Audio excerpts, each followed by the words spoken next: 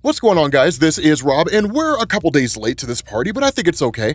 The Boys Season 3 trailer dropped. Now, this season's gonna be insane. One, because it looks like it's gonna have Herogasm, and two, because if they do have Herogasm, and they do the aftermath of Herogasm, it's gonna end on one hell of a cliffhanger. So, parents, this video's not for the kiddies. So shuffle them out of the room and let us continue. So here's the thing. This may have spoilers for season 3. Honestly, I don't really know. I don't know how far they're gonna take it. As far as I'm aware, Amazon seems to just kind of be playing it by ear, right? They renewed it for season 3, but there hasn't really been any discussion about season 4. So with the way the series is right now and just what we've seen in the trailer in terms of what's gonna happen, honestly, they could do 4 seasons and then call it a day. They could literally wrap up the show in 4 seasons.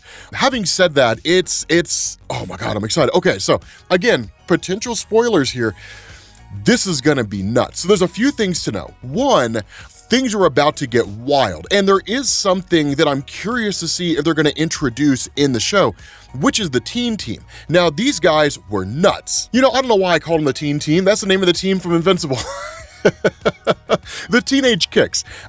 These guys are nuts. It's crazy the kind of stuff they do. I mean, technically, we kind of seen them a little bit. Like, if I recall correctly from season 2, Mesmer was talking about how his time on the Teenage Kicks, that there was like some crazy stuff that went on. I know we saw Pop Claw.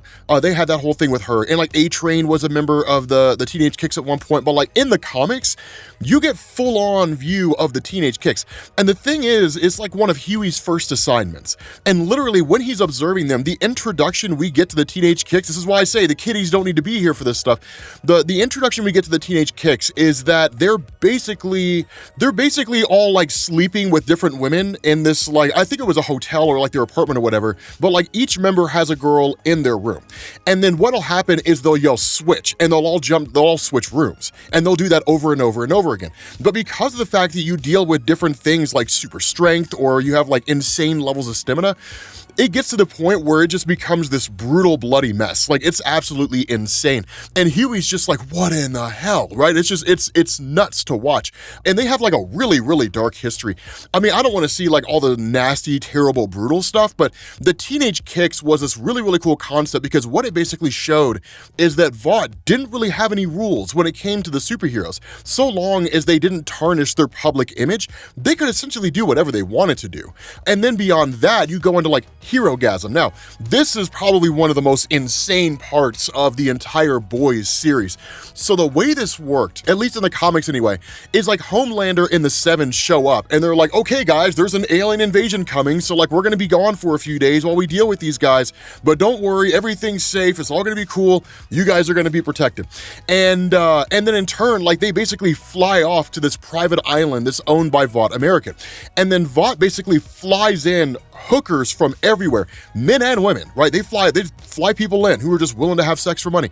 And it's just this enormous orgasm that involves like other superheroes and like just normal people and all that kind of stuff. Of course, they're paid huge amounts of money. I think it's something like 250 grand a person or something like that for the people who come out there. I don't remember what the exact number is. They do say it in the comics, but I think it's just one of those passing statements. But it quite literally is just a giant orgy on a private island involving a combination of superpowered beings and normal people. It's crazy, right? And it's like this annual thing that they always do. I think it's annual, but like they do it basically to keep the superheroes in check. And the reason why is because if something like that didn't happen, the superheroes would pop a rivet, right? Just like all the stress and all that kind of stuff. Now, Queen Maeve has her stuff sorted out. In the show, she's not really anything like she is in the comics. I mean, she's obviously got problems in the show.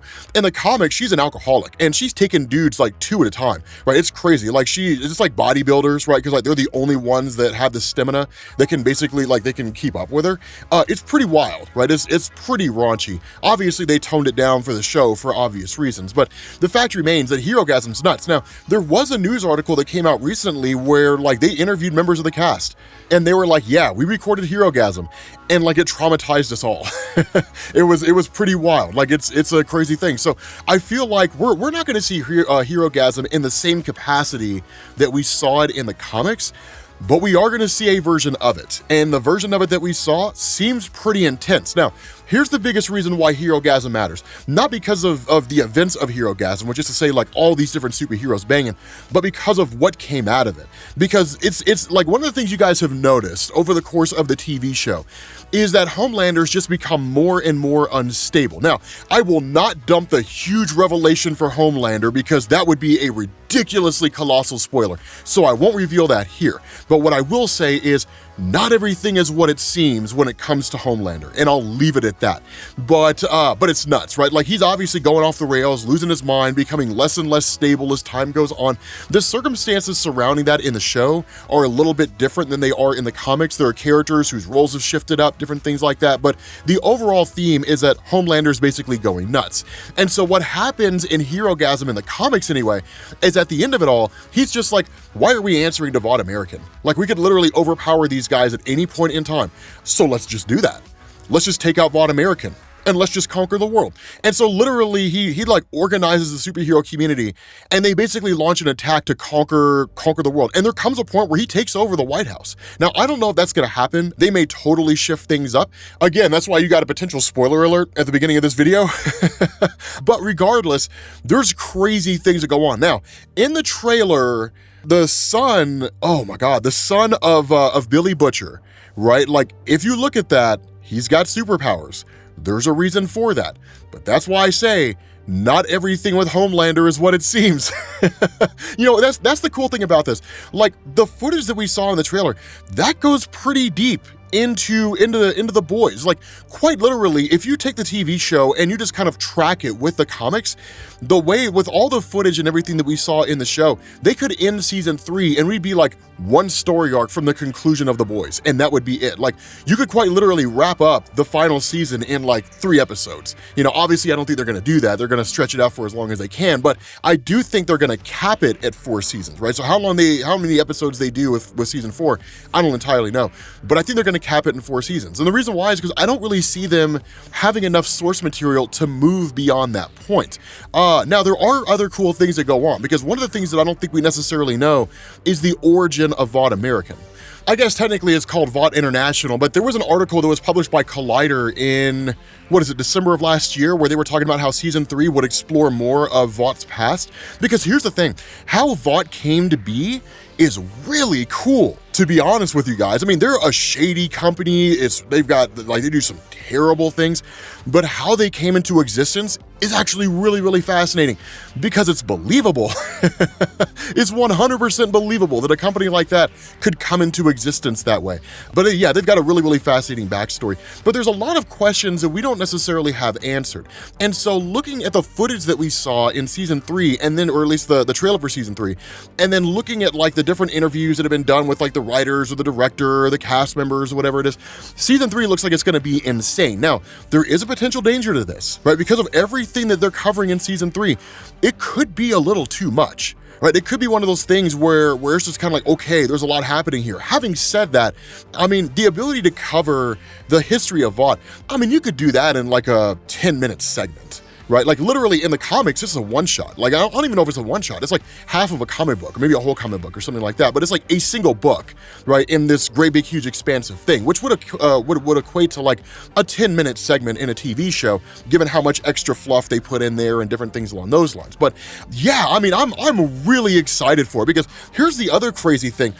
We haven't seen Mother's Milk's mom. Have we? Like, I'm pretty sure we haven't, because in the comics, oh my God, Mother's Milk's mom, it's crazy. It's wild. But that's why I say, like, everything that you've seen with Vought has largely been on like the front face, what's going on in the current moment, with like Giancarlo Esposito and like the leader, the person who ran it before him, and like all those crazy things. What was Elizabeth Shue's character? I can't remember her name, before Homelander incinerated her face, which was pretty gruesome, but kind of one of the coolest scenes in the show.